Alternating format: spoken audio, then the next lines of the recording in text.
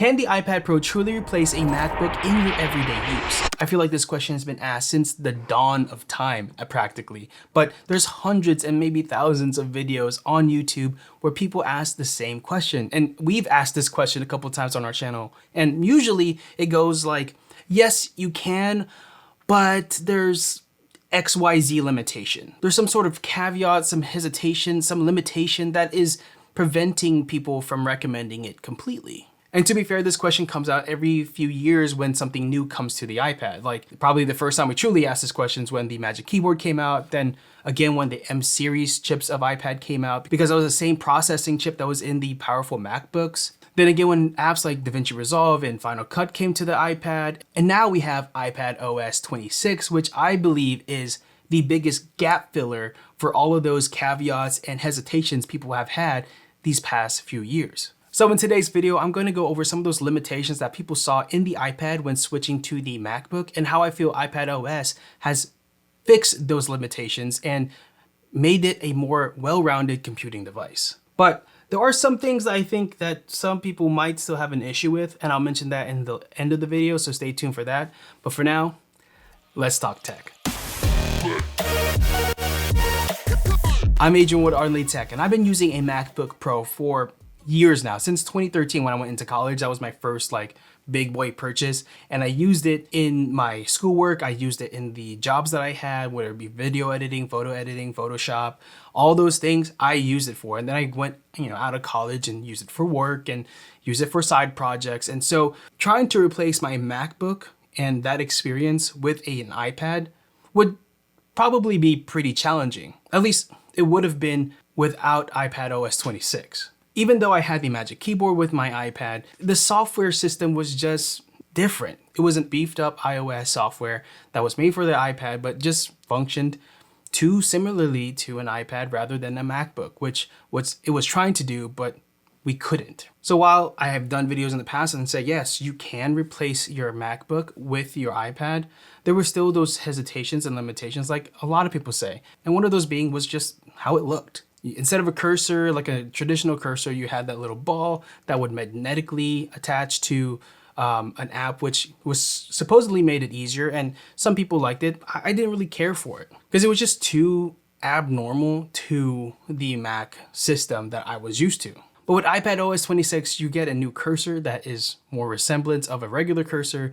You get the little close, minimize, and expand buttons on the top left corner of every window. You're able to adjust windows to make them any size that you want. It's such a familiar functionality to me that it makes this, makes using the iPad Pro on a Magic Keyboard very familiar to me and would feel very familiar to anybody who would go from a MacBook to an iPad at this point. On top of that, you also have the function bar. I forget what that's really called, where you have the file, you can control the apps, you get the preferences and stuff like that. Well, obviously not every app at the moment has taken advantage of those capabilities.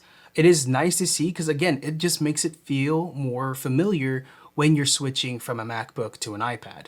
And yes, it doesn't work exactly the same as it does on a MacBook, but for the most part, it's pretty close and similar, at least for some apps. Because even the dock now, it works a little differently. Like when I download stuff from Safari on my iPad, it now goes down to a dock where you have the ability to expand them and see the most recently downloaded files. There's just so much familiarity with the new iPadOS system that makes it feel, okay, my brain is not seeing it as two different items. While it's still true that it is, for the most part, it seems, again, just familiar. And I'm going to say that a lot because I really feel like this familiarity makes it easier to switch between the two without screwing up my workflow. And I have to say this because I feel like some people have mentioned this in their videos that I've seen, but people have thought that you can't adjust the windows outside of the bottom right corner that's indicated with the little line of each window. You can actually adjust it from any corner or any side of the app. So you can go from the bottom left corner, go up, you can go up and down, left and right, everything, any corner, doesn't matter. Even though the little corner on the bottom right is the one that has the indication, you can adjust it everywhere. And again, it just goes back to how very similar it is to how it would function on a MacBook. And speaking of those windows, that kind of brings me up to the next point, which a lot of people had an issue with, is multitasking. Multitasking was it's weird. They had a few different solutions, right? They had the slide over, they had the split screen, they changed how the split screen looked. And sometimes it worked well and sometimes it didn't. And then Stage Manager, I mean, for me at least, Stage Manager was just not it. I know some people really liked it and some people found ways to make it work for their flow and their workflow, and they loved it. Stage Manager just didn't perform the way I would, use a MacBook. It didn't feel very intuitive, to be honest. And honestly, that's just me. You could feel completely different, and I totally understand. It just didn't, I didn't feel the need to learn something new when it just didn't feel like it was really adding to my productivity with my iPad. And I know that was one of the only multitasking features that people had on the iPad, so they got it to work. But now with the multi-windows and how you're able to adjust the windows, it just makes it so much easier. And the fact that they made it just the traffic lights on the top left corner to be able to adjust those windows as you please, just like you would on the MacBook, perfect. I think that's how it should have been from the first place, and it just makes so much more sense. The only two things that I do on my MacBook that I can't do on the iPad is have multiple different desktops for my 3 different jobs or businesses that I do. I like to have 3 different desktops on one device, kind of having those, things divided by desktops. So I can't do that on the iPad, which is totally fine. I mean, on the Safari, I can use the different profiles, which is helpful. But at the same time, it's just, I like being able to switch that, which is not the biggest deal. It's a small thing. And then the other one is like being able to listen to Spotify in the background with lo-fi while I listen to a YouTube video on YouTube.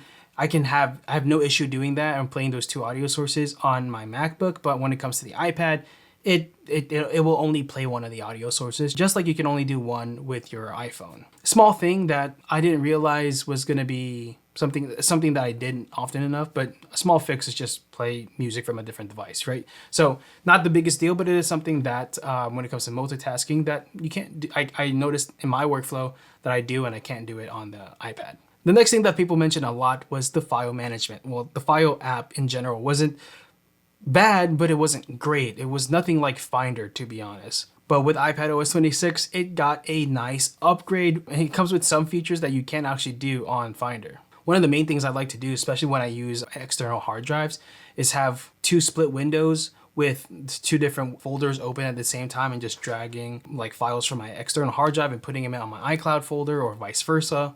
You couldn't do that before, and that annoyed me a lot. So being able to do that now, it makes it so much easier and very similar to how I would do it on my MacBook. You can customize and color your folders now, which is something that I've been doing a lot more. And you can even add emojis, which you can't do on Finder, which is pretty interesting. You can do like that's traditional like column view, which has that little sidebar on the side, or you can go into like this tab view that's on the top there. And then you can organize them or add different little specifications that you want to see when you're looking through your files, which is also a nice touch. You can get info on every file just like you can do on Finder. You can select a file to open with a certain app now too, which is really nice. But one of the like greatest features I feel like it's so small, but it's just so nice that they have it now, is like being able to drop a folder down and see its contents instead of having to go into every file and then backing out and doing all that jazz, all that song and dance. You can just have a file with multiple files in there and just press a little down arrow to see everything inside. And I think that's just a massive improvement for what it used to be like on the file app. Another new thing that you can do is actually put a file in your dock, which I think is pretty interesting. I don't know if I have a specific use for that, but I guess it'll just be like the equivalent of putting it on your desktop, which, okay. Now, one of the most mentioned and maybe the main issue that a lot of people have with the iPad and switching it with their MacBook is the software limitation or like the professional workflow limitations in general. So while I can't talk about every single app with every single profession and what limitations they've come across, but I can speak about what I have used and what I use on my MacBook versus what I use on my iPad. And that's just Final Cut. I use Final Cut Pro for my MacBook Pro, and on the iPad, I use iPad Final Cut Pro. And genuinely, it has worked a ton for me. Like, I'm not using any too high intensive edits. I just kind of use it for my second channel that I do for Pokemon cards. But at the end of the day, the MacBook's version of Final Cut has worked perfectly fine for me in my workflow. And while there is some limitations when it comes to like the differences of like how you cut certain things or how you change certain things or where things are, it doesn't really bother me all that much. Exporting on both devices, both my MacBook and my Mac Mini or my iPad are just as fast. So I don't have any issues with it. But if you have an iPad Pro and you have a particular like work field that you're trying to use your iPad for, let me know in the comments whether or not iPadOS 26 has helped or not helped, or if there's still an app that you're hoping to come and see from MacBook go to the iPad. I'd just be curious to see what your workflow has been, because it's just really interesting to me to learn about that stuff. So I appreciate you guys going down there and letting me know. And while you're down there, make sure to like this video if you enjoyed so far, and subscribe to our channel if you want to see more videos like this, because we are trying to reach 10K by the end of the year. We have a few months to do it, and we're just shy of 9,000 right now. So appreciate you guys' support and subscribing to our channel. Okay, so while I do believe that the iPad Pro has elevated with iPadOS 26, I know there's still some hardware like limitations that people will still be hesitant to switch over to, which you can improve with software, obviously. External display support, you can only do one, which is unfortunate. I know some people, you can really enjoy having that dual screen. Like for me, I have dual screens right now in front of me as I record this, but it's not something that is absolutely necessary for me, but it might be for you. Now, if you want the most storage, you're gonna go with like the 16-inch M4 Max MacBook with 6 terabytes of storage, and with the unlimited amount of unified memory you can get. If you want to completely max out and have all of that, yeah, you can do that. But you don't necessarily need that for everybody, right? For the most part, the most cost-effective way to do is just get the base model and get a hard drive. I use a SanDisk hard drive, Extreme Sport, and it does exactly what I needed to do, and it works just fine with the iPad. And that's another thing too, like because you have one USB-C port, you can only plug one thing in at a time. Obviously, if you use the Magic Keyboard, you get the charging port on the Magic Keyboard that will charge your device while you have something plugged in. So that works out. You kind of have two there. So if you want something that has multiple ports, you're gonna want to get a MacBook, at least some of the newer MacBooks, because I have the M1 MacBook Pro and I have the same amount of ports. I have 2 USB-C ports on the left side. So with iPadOS 26, I feel like this is the first time I can confidently say that if my MacBook were just to die today, I could continue my work completely on my iPad without having extreme limitations or any significant slowdown in my workflow. And that's mostly because a lot of the new features on the iPadOS 26 is very similar to what your software usage is like on a MacBook. That familiarity with the software and like having those similar apps that I can use to continue my workflow, whether it be, Final Cut to edit podcasts or, edit videos or anything like that. I can do all of that on my iPad and it would function just fine. And that's coming from someone who's 2 different businesses and a part-time job and something that all requires to be done on a MacBook. So if I could do all of those on a iPad, I think I'd be all right. So with my experience in mind, I truly do believe that for about maybe 80 to all the way up to 95% of us who have MacBooks could replace those MacBooks with an iPad Pro on iPadOS 26 and completely be fine. Period. No caveat, no justifications needed, but maybe I'm just delusional. So let me know in the comments below what you think, what your experience has been if you tried to replace your MacBook with your iPad before, and what your experience has been with that, and if you're gonna try it again when iPadOS 26 comes out. So I appreciate you guys watching, and if you enjoyed this video, you might enjoy this one right here where I talk about some of the free apps that I use today that are actually free for your iPad. We'll see you there. Peace.